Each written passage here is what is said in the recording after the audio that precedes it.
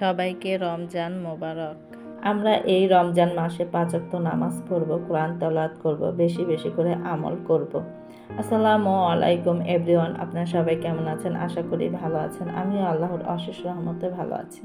কাছে বা দূরে, দেশ এবং দেশের বাইরে যে যেখান থেকে আমার ভিডিওটা দেখছেন, আপনাদেরকে অসংখ্য ধন্যবাদ। আর দেখার শুরুতে একটা লাইক দিয়ে ভিডিওটা দেখা শুরু করবেন। আর যদি ভিডিওর কোনো অংশ ভালো লেগে যায় তাহলে অবশ্যই আমার চ্যানেলটা সাবস্ক্রাইব করে আমার পাশে থাকবেন। এই তো বেরিয়ে পড়েছি, ভাসুরের বাসায় যাব। আজকে দাওয়াত আছে, তাই আমরা সবাই যাচ্ছি। জসিম ভাই তো ব্যস্ত জোনে নাও, আমার জায়গা লাগবে না, এটা পিছিয়ে দেয়।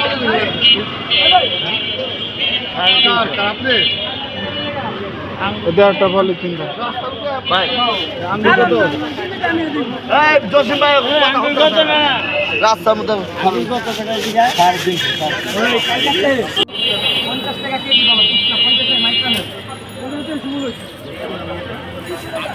৳৮০ চাই, আমি জানি না। 200 আছে।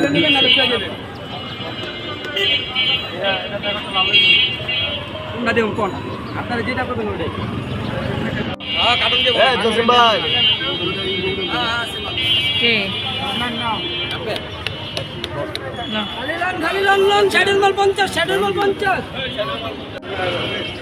কম নিবা না? একদম 50-40 টাকা নাও ভাই।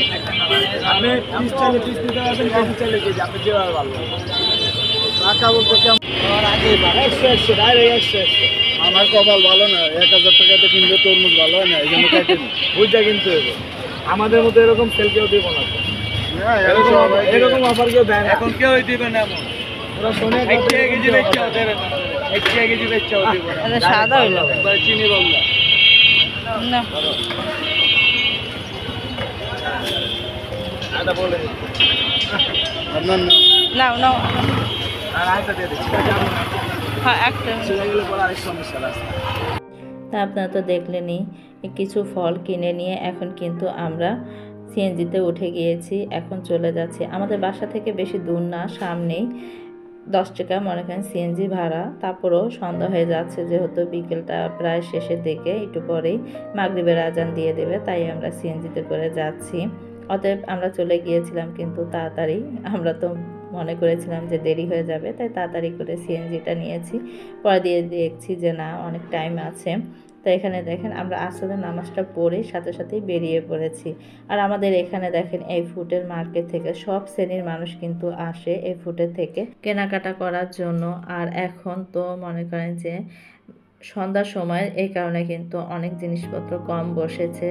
ইফতারির পর আরও অনেক বসবে, তখন কিন্তু ভিড়টা অনেক বেশি থাকে।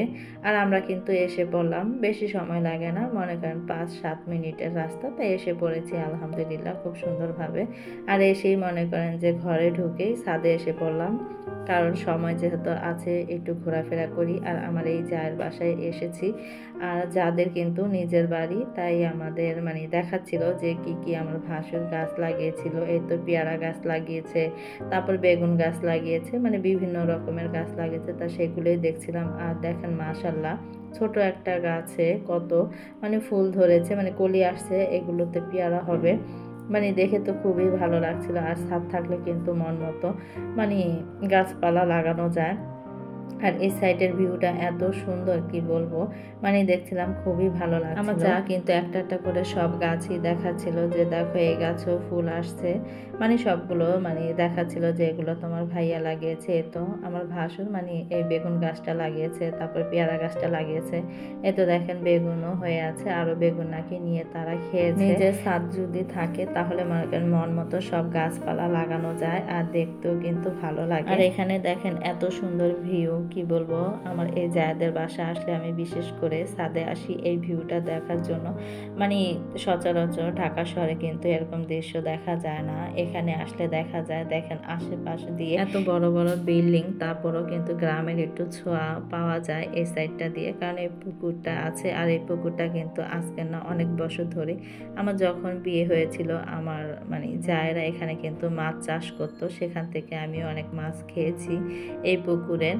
তাই আমি দেখাচ্ছিলাম এই আশেপাশ দিয়ে মনে করেন অনেক বাড়িঘর হয়ে গেছে। আমার যখন বিয়ে হয়েছিল তখন এত বাড়িঘর ছিল না, তাই দেখছিলাম। আশেপাশটা এত ভালো লাগছিল, এত বড় বড় বিল্ডিং হয়েছে, কি বলবো, আগে আরো বেশি ভালো লাগতো, এখন তো বিল্ডিং হয়ে গেছে, মানে সব জায়গায় কিন্তু বাড়িঘর দিয়ে ভরা। তাই ছাদে উঠে দেখেন আদনানের বাবা দাঁড়িয়ে আছে, আমার যা বসে আছে। তা আমার ছোট যা আর আমি আসছিলাম, আরো বিশেষ করে আসা হয়েছে। আমার ভাসুরের বড় ছেলে বাহিরে চলে যাবে, তার একটা মেয়ে একটা ছেলে, তাই ছেলে বাহিরে চলে যাবে, তা এর জন্য দেখা করার জন্য আমরা সবাই আসছি। আমার ছোট যা আমি আসছি দেখা করার জন্য। তা ভাবি আবার ছাদে নিয়ে আসলো, আর আমিও আসতে চেয়েছি, ভাবি চলেন ছাদে যাই, কারণ তাদের ছাদটা আমার খুব ভালো লাগে, আশেপাশটার ভিউটাও খুব সুন্দর, আবার গাছপালাও আছে, দেখতে ভালো লাগে। আগে আরেকবার এসেছিলাম, তখন কিন্তু মনে করেন অনেক ধরনের গাছপালা ছিল, পুঁইশাক গাছ, তারপর লাউ গাছ, বিভিন্ন রকমের ফুলের গাছ ছিল। আর এখন তো মনে করেন শীত শেষ, এখন কিন্তু গাছ অধিকাংশ গাছই কিন্তু মরে গেছে, এখন তেমন একটা গাছ নেই। কিন্তু ভাবি তারপরও সবগুলো দেখাচ্ছিল যে দেখো এখানে একটা লাউ গাছ লাগিয়েছে, লাউ গাছটা তেমনভাবে বেড়ে ওঠেনি, আস্তে আস্তে হচ্ছে। আর এটা কিন্তু শিউলি ফুল গাছ, আর এই ফুল গাছটা কিন্তু দেখা যায় এত ছোট, কিন্তু এত প্রচুর পরিমাণে নাকি মানে শিউলি ফুল হতো, ভাবি বলতো যে অনেকগুলো করে ফুল হতো, ভালো লাগতো।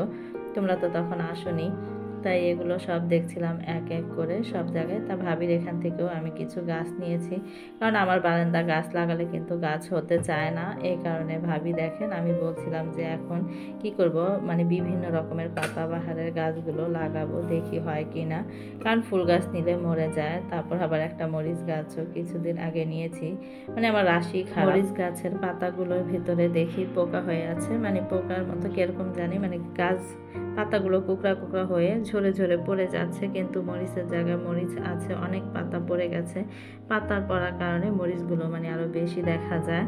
তা ভাবি আবার আমাকে এই তো বেগুনি কালার গাছটা দিয়েছে, তারপর আরো 2টা গাছ মানে অ্যালোভেরা গাছ দিয়েছে, আর একটা জবা ফুল গাছের ডালও দিয়েছে, বলেছে যে তুমি লাগালে হয়ে যাবে, এই গাছের ডাল লাগালে হয়ে যায়।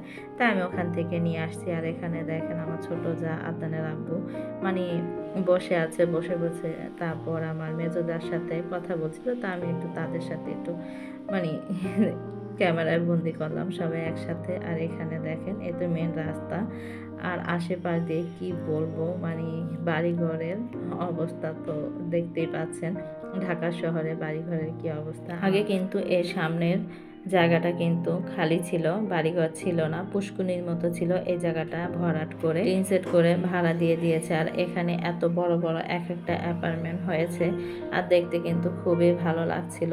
এই জায়গা দেখেন দেবর, তারপর মনে করেন আমার যা, সবাই মিলে ভাবি, সবাই মিলে কিন্তু কথা বলছিল, ভাইয়ের বউদের সাথে ভাবির সাথে কথা বলছিল।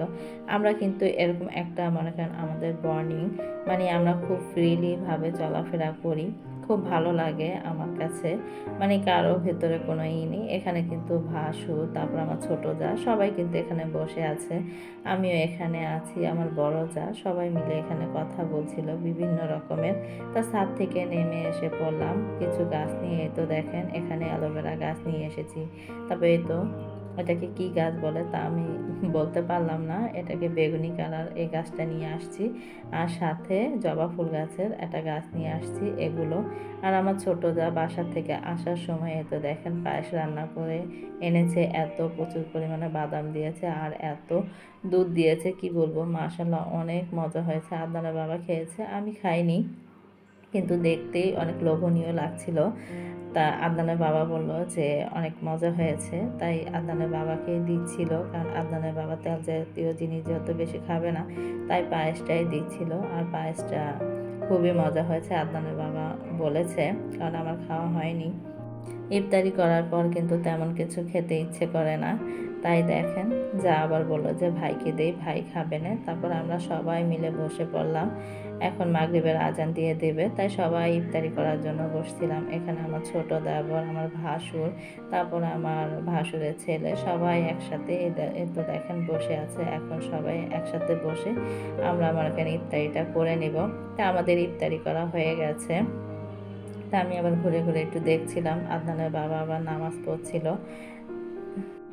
আমাদের নামাজ পড়া হয়ে গেছে অলরেডি, তাই মনে করেন যে আমার নামাজ পড়া হয়ে গেছে, তাই আসলাম একটু এই রুমে। তাই দেখছিলাম আদনানের বাবার নামাজ এখনও হয়নি, তাই ভিডিওটা আর বড় করব না। সবাই ভালো থাকবেন, সুস্থ থাকবেন, আমাদের জন্য দোয়া করবেন, আমরাও আপনাদের জন্য দোয়া করি। আল্লাহ হাফেজ।